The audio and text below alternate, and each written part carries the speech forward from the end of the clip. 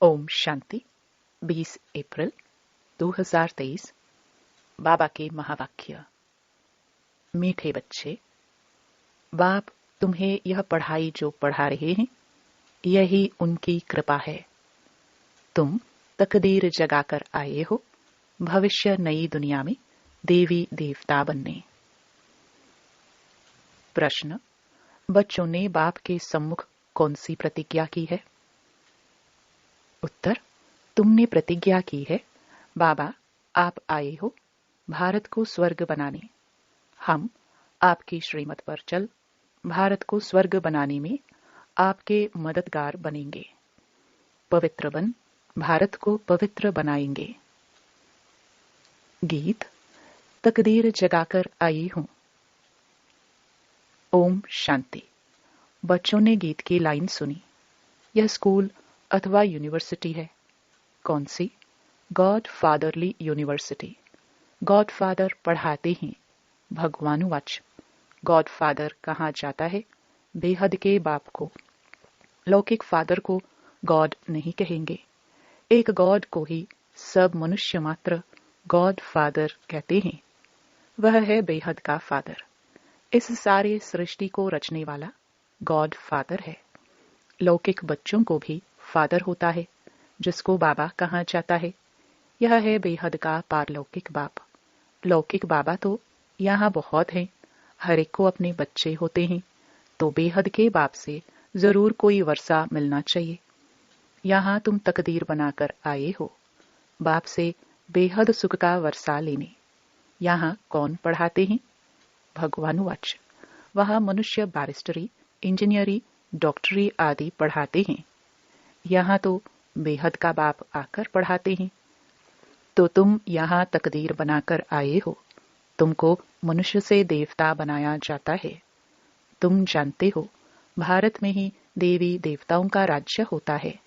भारत ही प्राचीन पुराने ते पुराना खंड है। 5 मुख्य खंड हैं। पहला नंबर है भारत।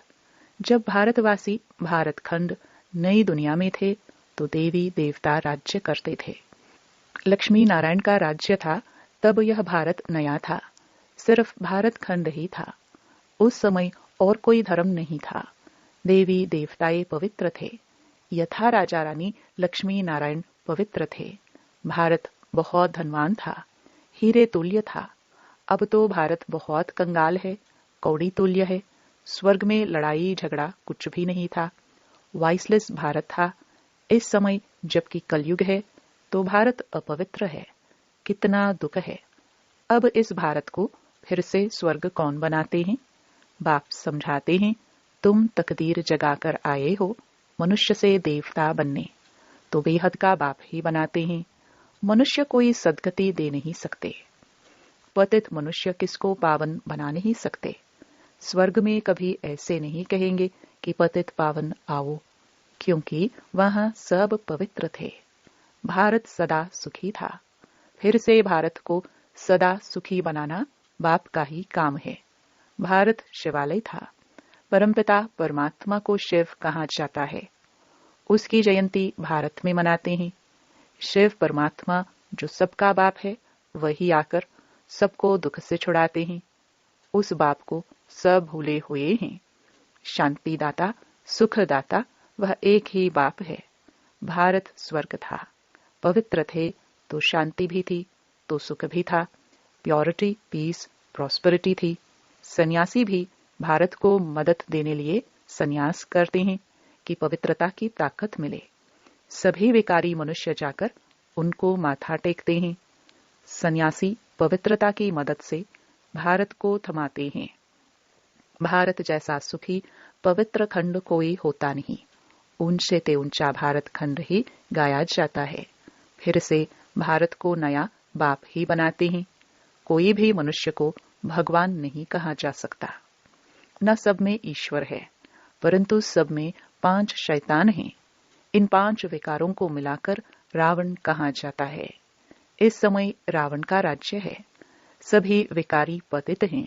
सतयुग में पवित्र गृहस्थ धर्म था। संपूर्ण निर्विकारी थे। भारत में देवी देवता राज्य करते थे। अब ड्रामानुसार फिर भारत पुराना बना है।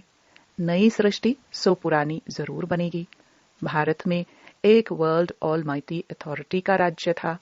उनको स्वर्ग कहा जाता है, जो स्थापना करता है बेहद का बाबा इन माताओं द्वारा। शिव शक्ति सेना माताएं है ना।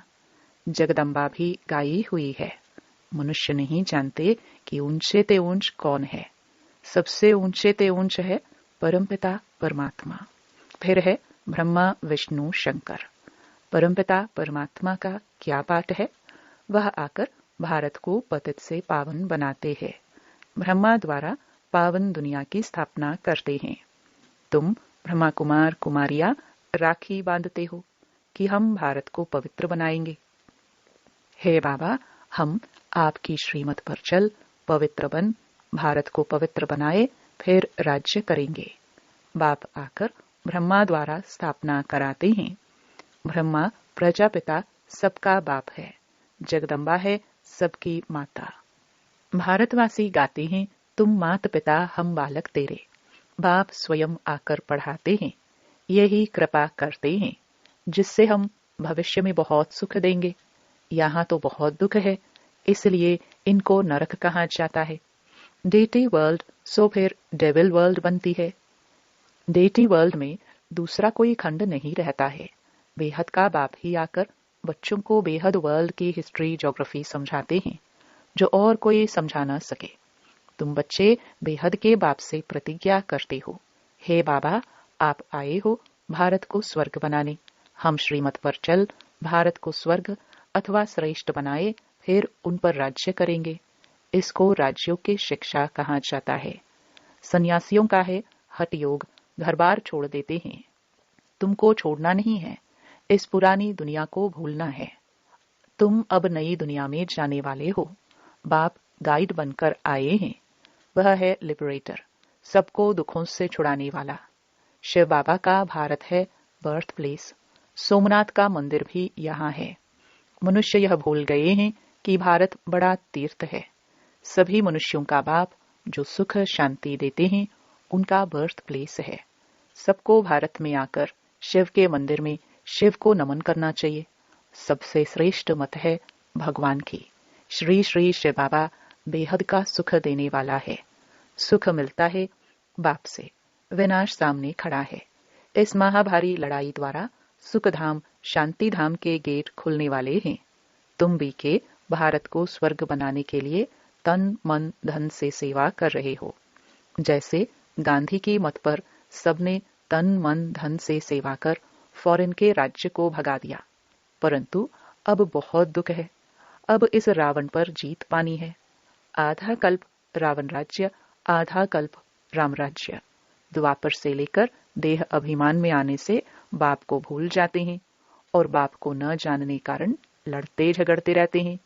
तो भारतवासी जब दुखी हो जाते हैं, तब ही बाप आते हैं बच्चों की किस्मत जगाने। यहाँ अंधश्रद्धा की कोई बात नहीं। यह तो पढ़ाई है। बाप ही आकर सारी नॉलेज देते हैं, क्योंकि वह नॉलेजफुल है। कहते हैं मेरे में सारे चक्र का ज्ञान है। सतयुग में लक्ष्मी नारायण का राज्य था, फिर राम सीता का राज्य था। शेर बकरी इकट्ठे जल पीते थे।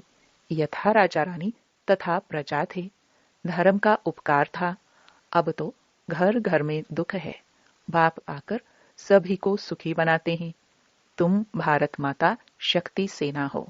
यह मंदिर तुम्हारा है। अब तुम राजयोग में बैठे हो। इसको राज्योग की पढ़ाई कहा जाता है। तुमको गॉड फादर पढ़ाते हैं। बाप ही आकर तुम माताओं द्वारा सबकी किस्मत जगाते हैं। वंदना की जाती है परमपिता परमात्मा की। देवताओं की भी वंदना करते हैं। पतित मनुष्य सन्यासियों की भी वंदना करते हैं। तुम माताओं के लिए कहा जाता है वंदे मातरम। तुम माताओं द्वारा ही भारत स्वर्ग बनता है। पवित्रता बिगर सुख मिल नहीं सकता। जो बाप का बनेंगे, बाप को याद करेंगे और संग तोड़ एक संग जोड़ेंगे, वही शिव बाबा के पास चले जाएंगे। भारत में ही बाप अवतार लेते हैं। तुम कितने दुखी थे, कितने बच्चे आए हैं यहाँ सुख पाने के लिए। तुम सबकी रूहानी सोशल सर्विस करते हो। तुम हो गुप्त सेना जो रावण पर जीत पाकर स्वर्ग के मालिक बनते हो। निराकार बाप निराकार आत्माओं से बात करते हैं। आत्मा ऑर्गन्स द्वारा सुनती है। आत्मा में 84 जन्मों के संस्कार हैं। पहले वाले 84 जन्म लेते हैं, पिछाड़ी वाले कम लेंगे। भारत सिरताज था, भारत ही कंगाल बना है, फिर सिरताज बन रहा है। यह वही लड़ाई है जो 5000 वर्ष पहले लगी थी, जिससे भारत स्वर्ग बना था। तुम्हारी है राजयोग की पढ़ाई, सन्यासियों का है हठ योग। तुम बच्चों को पुरानी दुनिया को भूल एक बाप को याद करना है। योग अग्नि से ही तुम्हें पाप कट जाएंगे, और कोई पावन बनने का उपाय नहीं है। अच्छा, मीठे मीठे सिखिलदे बच्चों प्रति माता पिता बाप दादा का याद प्यार और गुड मॉर्निंग। रूहानी बाप की रूहानी बच्चों को नमस्ते। रात्रि क्लास 28 जून 1968। यहाँ सभी बैठे हैं, समझते हैं कि हम आत्माएं हैं, बाप बैठा है। आत्म अभिमानी हो बैठना इनको कहा जाता है। सभी ऐसे नहीं बैठे हैं कि हम आत्मा हैं, बाबा के सामने बैठे हैं। अब बाबा ने याद दिलाया है तो स्मृति आएगी, अटेंशन देंगे। ऐसे बहुत हैं जिनकी बुद्धि बाहर भागती है। यहाँ बैठे भी जैसे कि कान बंद है, बुद्धि बाहर में कहाँ न कहाँ दौड़ती रहती है। बच्चे जो बाप की याद में बैठे हैं वे कमाई कर रहे हैं। बहुतों का बुद्धि योग बाहर में रहता है, वह जैसे कि यात्रा में नहीं है। टाइम वेस्ट होता है। बाप को देखने से भी बाबा याद पड़ेगा। नंबरवार पुरुषार्थ अनुसार तो है ही। कोई कोई को पक्की आदत पड़ जाती है। हम आत्मा है, शरीर नहीं है। बाप नॉलेजफुल है तो बच्चों को भी नॉलेज आ जाती है। अभी वापस जाना है, चक्र पूरा होता है। अभी पुरुषार्थ करना है। बहुत गई थोड़ी रही। इम्तिहान के दिनों में भी बहुत पुरुषार्थ करने लग पड़ेंगे। समझेंगे नहीं तो नापास हो जाएंगे। पद भी बहुत कम हो जाएगा। बच्चों का पुरुषार्थ तो चलता ही रहता है। देह अभिमान के कारण विकर्म होंगे तो उसका 100 गुना दंड हो जाएगा, क्योंकि हमारी निंदा कराते हैं। ऐसा कर्म नहीं करना चाहिए जो बाप का नाम बदनाम हो। इसलिए गाते हैं, सतगुरु का निंदक ठौर न पावे। ठौर माना बादशाही। पढ़ाने वाला भी बाप है और कहाँ भी सत्संग में एम ऑब्जेक्ट नहीं है। यह है हमारा राजयोग। और कोई ऐसे मुख से कुछ कह ना सके कि हम राजयोग सिखलाते हैं। वह तो समझते हैं शांति में ही सुख है। वहां तो न दुख न सुख की बात है, शांति ही शांति है। फिर समझा जाता है इनकी तकदीर में कम है। सभी से तकदीर ऊंची उनकी है जो पहले से पाठ बजाते हैं। वहां उनको यह ज्ञान नहीं रहता, वहां संकल्प ही नहीं चलेगा। बच्चे जानते हैं हम सभी अवतार लेते हैं, भिन्न भिन्न नाम रूप में आते हैं। यह ड्रामा है ना। हम आत्माएं शरीर धारण कर इसमें पाठ बजाती है। वह सारा राज बाप बैठ समझाते हैं। तुम बच्चों को अंदर में अतीन्द्रिय सुख रहता है, अंदर में खुशी रहती है। कहेंगे यह देही अभिमानी है। बाप समझाते भी हैं, तुम स्टूडेंट हो, जानते हो हम देवता स्वर्ग के मालिक बनने वाले हैं। सिर्फ देवता भी नहीं, हम विश्व के मालिक बनने वाले हैं। यह अवस्था स्थायी तब रहेगी जब कर्मातीत अवस्था होगी। ड्रामा प्लान अनुसार होनी है जरूर। तुम समझते हो हम ईश्वरीय परिवार में हैं, स्वर्ग की बादशाही मिलनी है जरूर। जो सर्विस बहुत करेंगे उनको ऊंच पद मिलेगा। हम कम पद पाएंगे, यह अंदर में रहेगा। जो जास्ती सर्विस करते हैं, बहुतों का कल्याण करते हैं, तो जरूर ऊंच पद मिलेगा। बाबा ने समझाया है यह योग की बैठक यहाँ हो सकती है, बाहर सेंटर पर ऐसे नहीं हो सकती है। 4 बजे आना, निष्ठा में बैठना वहां कैसे हो सकता है? नहीं, सेंटर में रहने वाले भल बैठे, बाहर वाले को भूले चुके भी कहना नहीं है। समय ऐसा नहीं है। यह यहाँ ठीक है, घर में ही बैठे हैं, वहां तो बाहर से आना पड़ता है। यह सिर्फ यहाँ के लिए है। बुद्धि में ज्ञान धारण होना चाहिए। हम आत्मा है, उनका यह अकाल तख्त है। यह आदत पड़ जानी चाहिए। हम भाई भाई हैं, भाई से हम बात करते हैं, अपने को आत्मा समझ बाप को याद करो तो विकर्म विनाश हो जाए। अच्छा, मीठे मीठे रूहानी बच्चों को रूहानी बाप व दादा का याद प्यार, गुड नाइट और नमस्ते। धारणा के लिए मुख्य सार।